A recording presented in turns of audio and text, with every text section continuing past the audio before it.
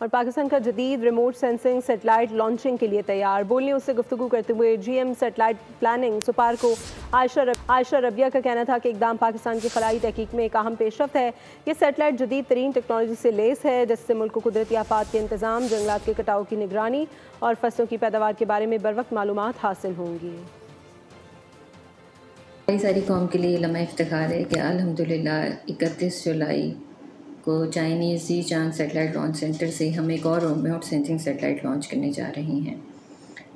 ये सेटेलाइट जदीद आलात से आरास्ता है और इससे हमें कुदरती आफात के कंट्रोल, जंगलात के कटाव, फसलों की पैदावार की बर वक्त निगरानी में बहुत मदद मिलेगी। और ये हमारी सारी कौम पर हम पे एतमाद, स्पार्को के साइंटिस्ट और इंजीनियर्स की दिन रात की मेहनत का नतीजा है। अल्लाह ताला हमारा हामी और नासिर हो। इंशाल्लाह सुबह को तमाम कौम में खुश खबरी सुनने को मिलेगी। सब्सक्राइब करें और बेल दबाएं ताकि कोई खबर रह न जाए।